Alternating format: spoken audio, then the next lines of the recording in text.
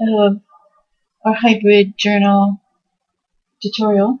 And the next thing that we're going to do is we're going to dye our sticky back canvas and our elastic. And before I do that, I wanted to talk about the sticky back canvases that I have found. This is the Studio Claudine Helmuth Studio Sticky Back Canvas by Ranger. It runs about $12 for 5 sheets. The sheets are 12 by 12.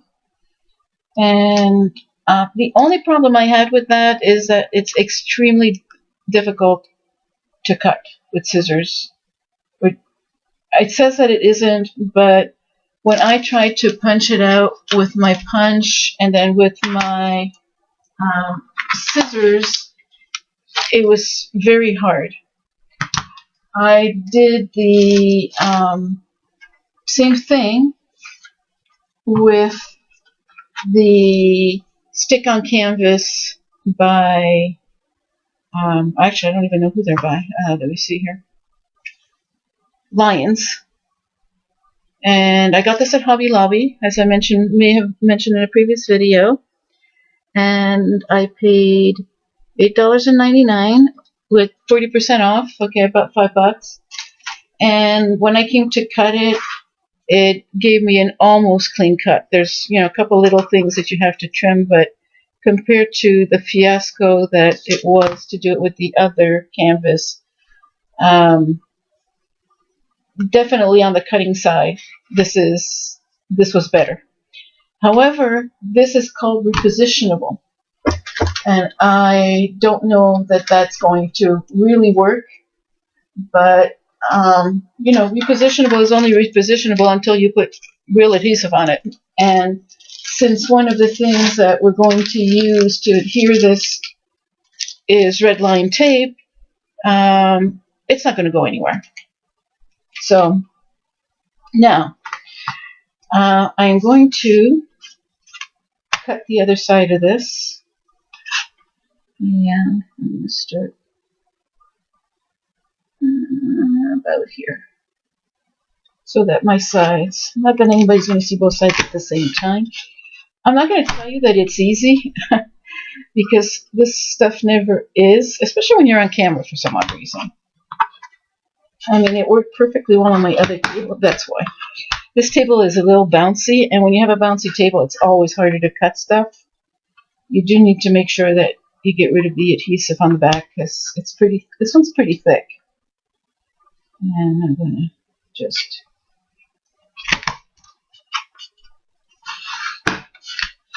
wait for that click.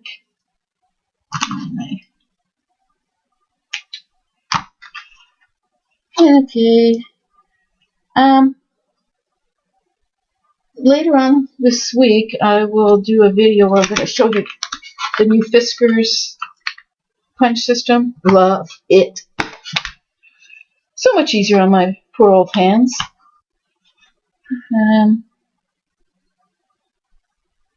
And much harder to make a mistake because of the way the guides work. So I'll show you that sometime this week. But you should have seen me struggling when I tried to do this with the other canvas. And my last little bit here. And should be good. And I just have to do a tiny little bit of cleanup at the edges that got pulled. And I think my scissors are a little sticky from some of the stuff I've done to it. Like, there we go. Now our next step is going to be to take both of these. And by the way, the first time I think I told you to do 14.5 inches. I think unless this is a different brand, and it looks a lot like the one I had before, but it may not, it feels a little tighter. And I will let you know afterward, after we stain it, if that's what made it a little sort of looser. Because this time I've cut it at 14 instead of 14.5 inches, and I think that'll be plenty. So And staining it is a lot of fun, and I decided that I was going to use a different stain again this time. I'm going to use aged mahogany. I think aged mahogany, unlike the brown was really cool, but aged mahogany might be pick up the pinks a little bit better in here. So, and it'll look different, and I like different, as you all know. So this is, just about tapping it all on, making sure it goes through, doing both sides, because you will see both sides of this ribbon. And I will ask myself later if I'm going to do 2 coats or just 1. That will depend on how it dries. And tapping when you're doing this, because it's ribbed, works a lot better. And I don't really want to get this all over myself right now. And that's all we're doing. I'm just tapping it all on till I don't see any white. And then I'll go do the other side, and that'll take care of making sure that it all looks pretty.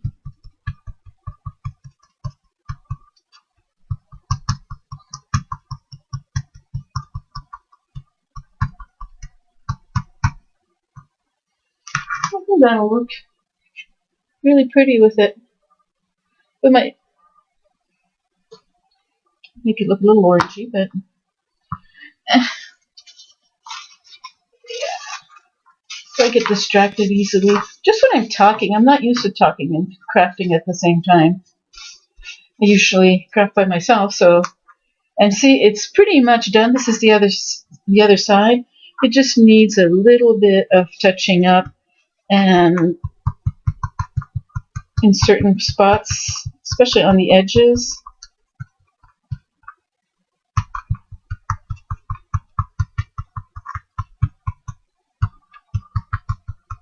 And once it's dried, I'll be able to figure out, and you can dry this with a heat gun, and I think that will be fine.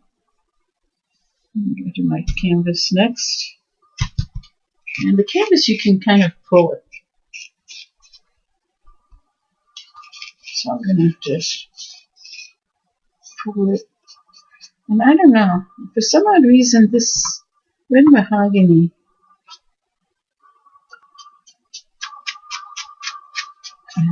yeah, I may have to be careful about doing that.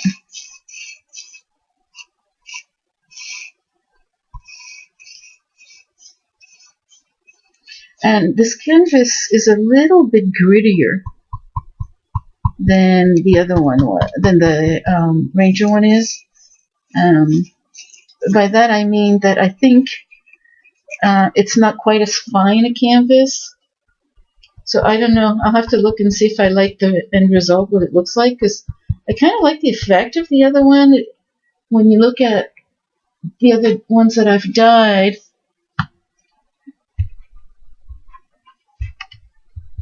come on, computer. Right. It keeps on hiding the camera. But it kind of looks like suede. And I don't know what this effect is going to be.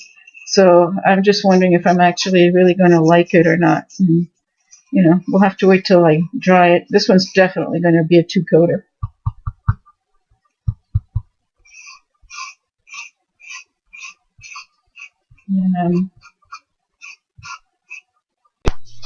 Okay, everybody, I'm back.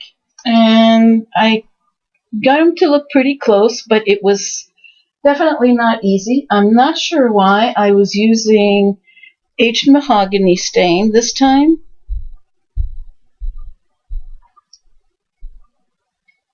And for some odd reason, it kept on looking very light pink. And it was a lot lighter than this, even after 3 or 4 coats. So finally, what I did is I took some of the vintage photo and I squeezed some of each on my mat and I blended them and did a couple of coats that way, and it did darken it where it's at least close enough. I don't know why it was so hard this time. When I used the green, and I can't remember which color I used, but as you can see, there's a pretty good color. See, you can tell, like, the colors are almost the same on the green. And I used the aged mahogany on the one before that, and again, if you look, I mean, the colors are close. I mean, sometimes it's hard to see with this camera, but so I'm not sure why the aged mahogany. Maybe I didn't shake it hard enough the very first time, and more pigment or something came out. I don't know. But anyway, we're good to go.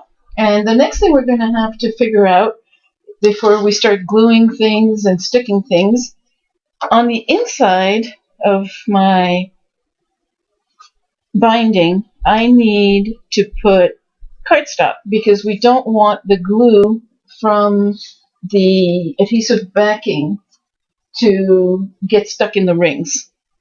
So in order to stop that from happening, I'm going to put a piece of cardstock on the back of it. But I also want to be able to put some red line tape on either side. So I don't want it to be much wider than, I don't know. I think I moved my ruler finally, but there's one on my, maybe half an inch in on either side. And obviously the easiest way to do it this time is to eyeball it, because nobody's going to see, and you're really just taking off about an inch on either side. So if you really wanted to measure, you could say, okay, my backing is a total of 4 1/4 inches. So if I take an inch off of that, I would make my paper 3 1/4. So, and believe it or not, if I look where I did my split, I'm an 1/8 off. So not even an 1/8. Pretty darn close, if you ask me. That's the difference in what I thought it would be and where it was. Okay. Righto. So I want to see if this backing is going to still be adhesive enough after everything I've done to it. It sure feels like it's going to be. They say it's repositionable on certain things, but I really don't care if it is or isn't. I just want to make sure. And this is one thing that I forgot. I only want it to be 10 inches. I don't want this to be any wider than my cover. So probably the best way to do this. And again, you don't have to measure. You can just turn this around and trim. Make sure you don't trim your cover. That would be bad. And that will allow me to put this in here.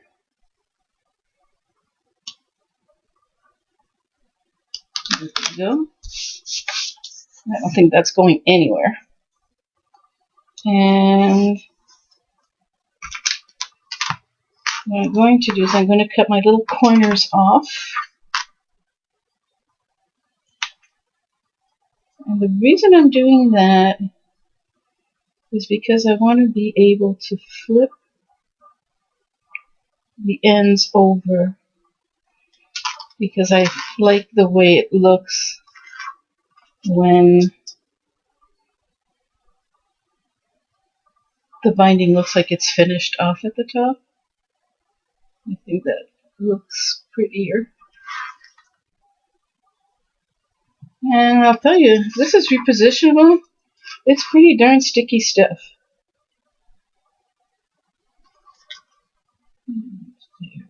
We want to make sure it's not much wider, because otherwise We may have a problem. Okay. And there we go. And now the only thing we're going to do is we're going to turn this over.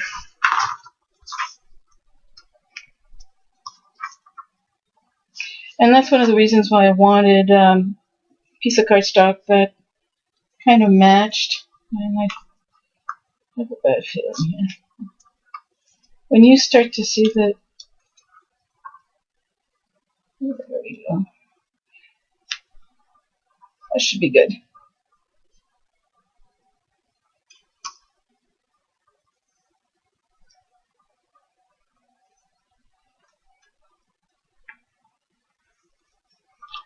Okay. Next, I'm going to set this aside because I need to glue my covers on before I can put my spine on. And this is my front. And I know because I put a piece of pinkish paper on my front here. So the next thing I need to do is make sure that I have this set up right. And it isn't perfect, meaning I could, because I decided to put dividers with tabs. I should have probably cut the cover even a little longer, but I really didn't want to do that. And so what I'm going to do now is I'm going to make sure that my cover is on right. So it's right side up. It's the cover I wanted in the front. Not that they look they don't look much different one from the other. They're pretty identical. I mean, if I had tried to make them this identical, I probably would have had a hard time, but it's pretty close. And nothing wrong with either one of them, so we'll put this one on the front. And I am going to let it be just a little bit longer on the bottom than it is. The outside will just... So basically I'm leaving the kind of the same bit on either side here, and then the same amount at the bottom, not much more. I'm going to make sure it's straight and even, and then I am going to clamp it so that it stays that way. Okay, I'm pretty happy with that. So I'm going to clamp it here, and then I'll take another look. And what I'm going to do is I'm going to glue the top here, and then I'll take the clamps off and yep. And like I said before, I've tried everything else. The best thing for this is actually dumping hot glue down in here. And that's not as easy as it sounds, because these glue guns sometimes just don't want to. There we go. It's starting now. And what's really important is getting glue right around the edge here, and the edge here, and the edge up here. And then I'm going to squeeze really hard. And I'm going to put my clamps. And you know, the whole warning thing, right? When you're working with hot glue, just really be careful you don't burn yourself. If you're a child, please don't do this without adult supervision. And there we go. And I'm just going to put that there. And then I can work from this side. And again, what's most important is A, dumping some in here, and B, coming no closer than this to the, because you don't want to have glue going into the holes. That would really not be good. And I may have to do a little bit of, and there we go. And like I said, don't burn yourself. That was really close to a burn. It's because And if you do get glue on your fingers, just rub it off right away. Okay. And how did we do here? Okay, so now we're going to take this off. And we're going to look and make sure that everything got glued down. And see if there's anything else I want to glue down a little bit better. And it's moving really nicely. And I think that's pretty good. Okay, and now we want to make sure that we don't put this upside down. We're going to do exactly the same thing. I'm going to look from the inside first and get a feeling for where I'm putting my cover. And I'm going to put about the same amount all around. And this one seems a little bit smaller. I don't know why. Doesn't look quite as wide. It doesn't, again, it's not a big deal. It just needs to look okay. And it will. And just a little bit at the bottom.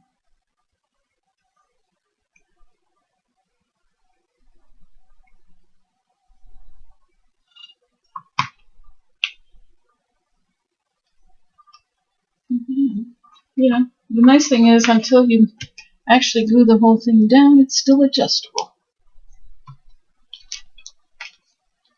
And I want to make sure that my cover can close this way.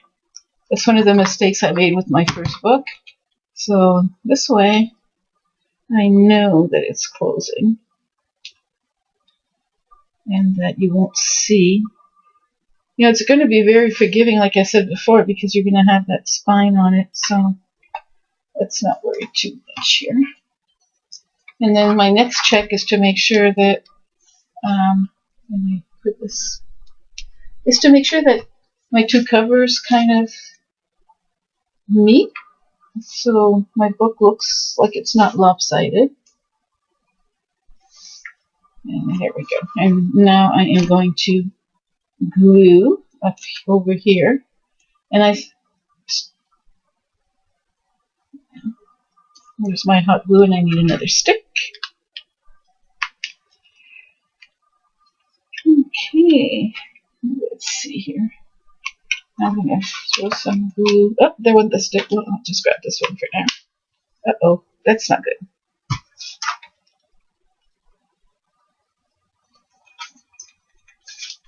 If you get it right away, you can rub it off. And if you're lucky, you don't rub your paper off. Okay.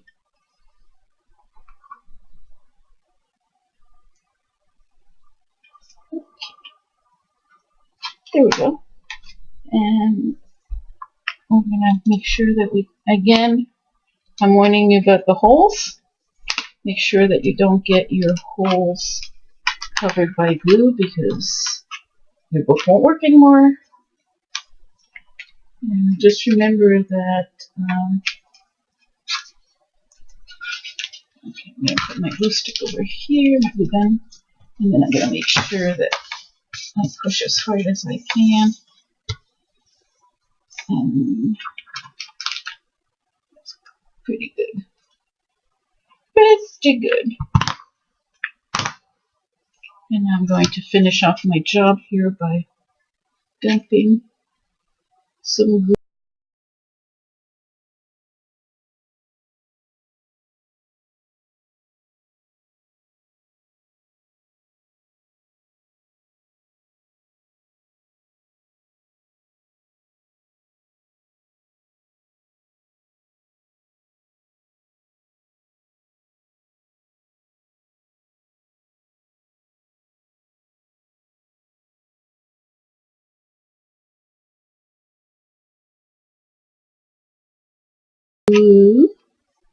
Inside here, and then I'm going to do my outside and make sure I always put the glue on the smaller side of the tube,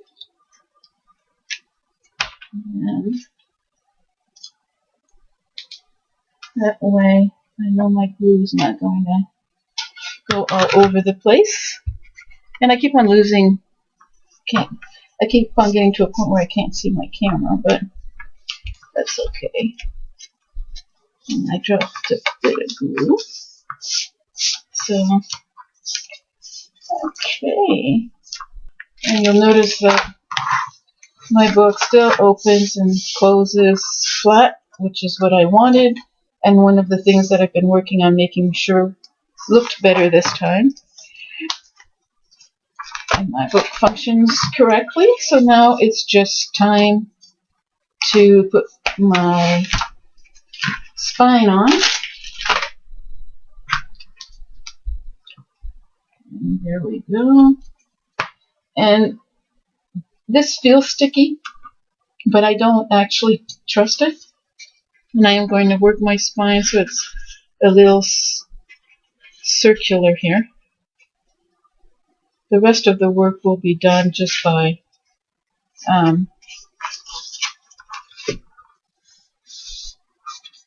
just making sure that it will roll if it needs to.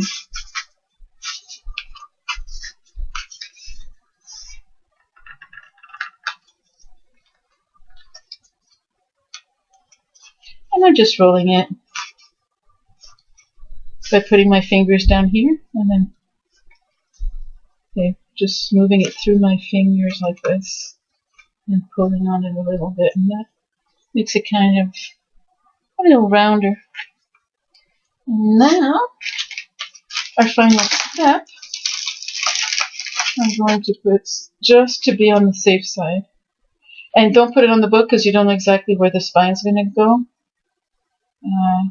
Try to put it on the sticky, and you kind of have to hope that the decorative part that I put on is just going to stick just enough so that it doesn't raise up. Now I'm going to put one over here.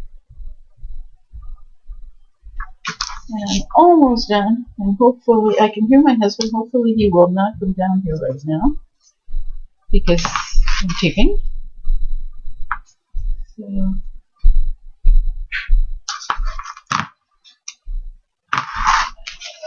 okay, and now our last trick is to put this on.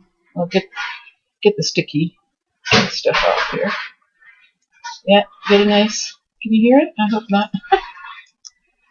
Okay, and I guess my halfway point is about there, and this side will go on, and I should be able to peel it off again. So I'm not going to worry about it too much. And you know what? I'm going to start with my front, which is this way. And why am I going to start with my front? Because I want to make sure that it looks, you know, perfect. And I think this is good. Oh well. You can still pull it off for about 10 seconds and reposition it. Because when I did it, and you gotta be careful, I did it and I went just a tad to one side. Okay.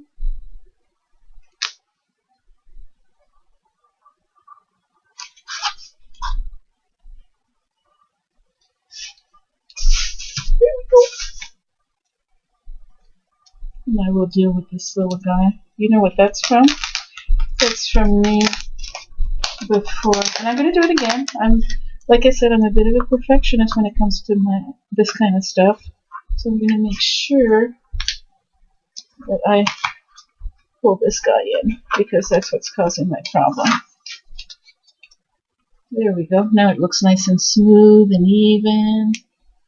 And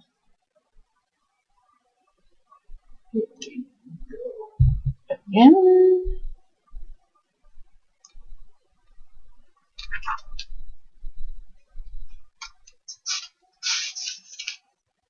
And we should have just enough to go around to the other side. And let me check here. And I should have enough to go here without...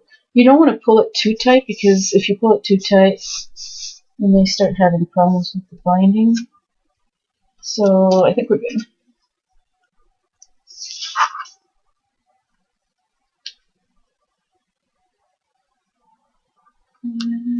Get the sticky dripping. Sometimes that stuff comes right up, and sometimes, especially when you're on camera, there's no reason when you're on camera, it's a whole different story. So I'm going to leave a little slot. See, I'm pulling it tight against the rings, and then I'm just backing off a little bit.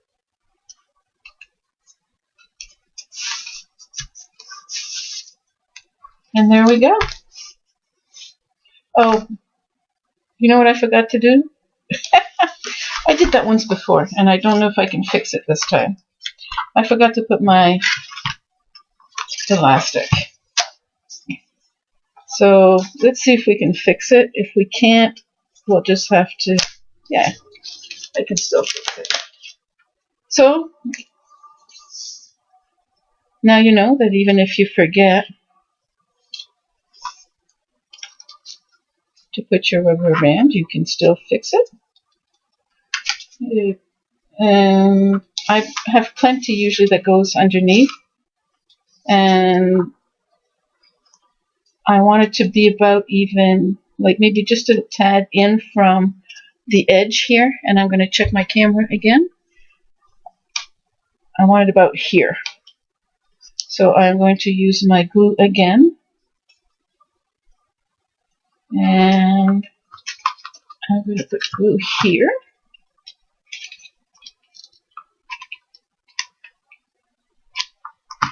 And I'm going to put this guy back here.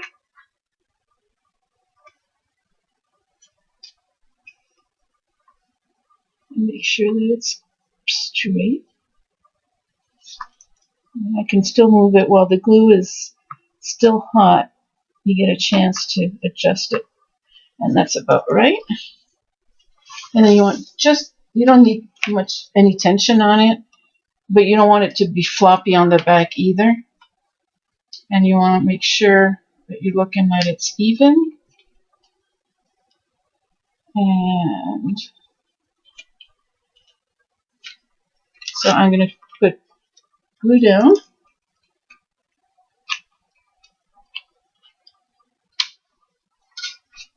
And then I'm going to make sure that I'm close to even here.